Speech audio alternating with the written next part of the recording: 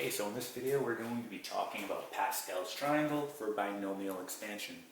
Now we've talked about Pascal's triangle in the past, so this will be a review, but in case you missed those videos, let's go over it right now. So if you're going to use Pascal's triangle for binomial expansion, the first step that you want to do is go ahead and draw out Pascal's triangle. And this is fairly straightforward. To do this, you're going to start with the following. You're going to have 1, 1, and 1. So notice that I already have the basic shape of a triangle here, we can see, and we're just going to build off this now. So to do this, I'm going to say the following. I'm going to look at 1 and 1. If I add those together, I get 2. So my next row, I'm going to write 2 in between both the 1 and the 1, and then I'm going to add a 1 on both sides, on both the left and right. Now you can keep doing this as far as you want. However, we will stop after a few rows, okay, and you'll get the point. So right here we're going to do 1 plus 2, that gives us 3. 2 plus 1, that gives us 3. Again, you're going to add a 1 and a 1 on both the left and right side. Let's keep going. 1 plus 3, that's 4. 3 plus 3, that's 6. 3 plus 1, 4. Again, let's add a 1. Add a 1. Let's do one more row. We're going to get 5 here. This will give us 10. This will give us 10. This will give us 5. Add a 1 and add a 1. Okay? And then what you want to do, okay, this is optional, but it makes it a little more visual.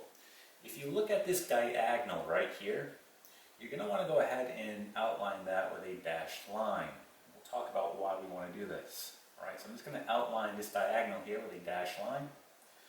So these coefficients here that are part of Pascal's triangle, this tells us the exponential value that corresponds with a particular row.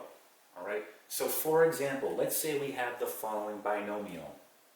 We have 2x plus 2y all to the 4th power.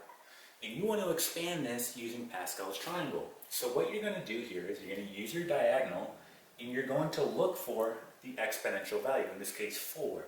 So I look and here's 4. So that tells me I'm going to use the coefficients in this row here. Okay? When I go ahead and expand this out using Pascal's triangle. So for this problem, I'm using this row right here. All right, so let's talk about how we're going to do this. Now to do this, you just have to recognize the pattern. The first step, we start with our first coefficient. So we're going to go ahead and write 1, okay, times our first term, which is 2x. So we're putting that in parentheses. And then look at your exponential value. It's going to be 4. So we write a 4 here.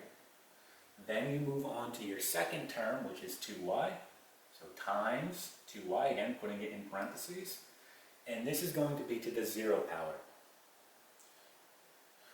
Okay, so there's going to be a pattern here, and you'll be able to pick it up as we go. We're now going to do plus. Let's move on to the next coefficient in our row. It's going to be 4. So we write 4. Let's look at our first term again, put it in parentheses. Now look what happens here. We're going to decrease 1. So instead of being 4, it's going to be 3. Then we're going to write our second term. We're going to increase 1 here, so it's going to be 1. Okay, and we're going to continue on with this pattern. So we're going to do plus. Here's our next coefficient. We're going to get 6. Our first term, 2x. Decrease 1, this becomes 2. Then we get our second term, increase 1, this becomes 2. And we get plus, and we're going to get our next coefficient, which is 4. Okay? And then we're going to go ahead and write our first term, which is 2x. So in this case, we're going to decrease 1, this becomes 1. Increase 1, that becomes 3. So in this problem, we're going to go ahead and wrap this because we're running out of room. So we're going to do plus. Our last coefficient here is going to be 1. Let's put a 1 there.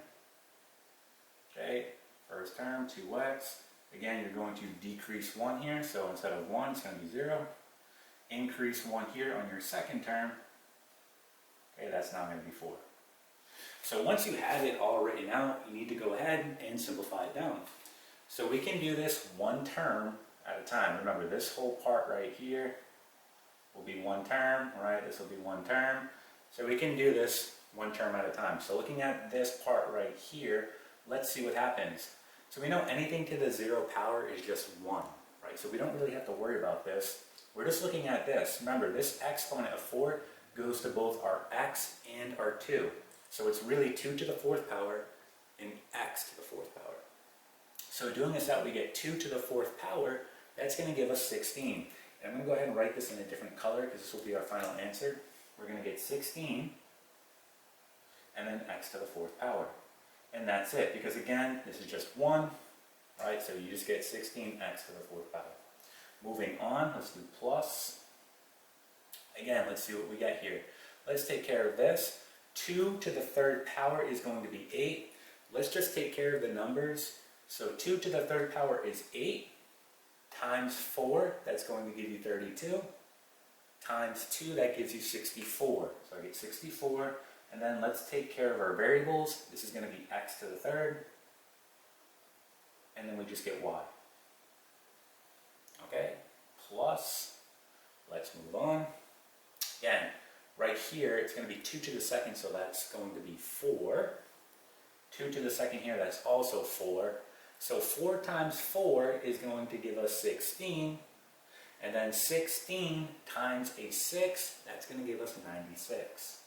So plus 96, and then just take care of your variables. So we get x squared and y squared.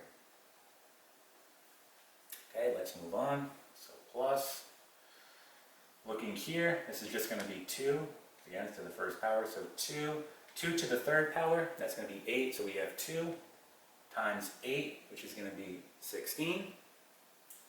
Times 4, that's going to give us 64. So we get plus 64. And this will be x. And then we get y to the 3rd power. Last one, so we get plus.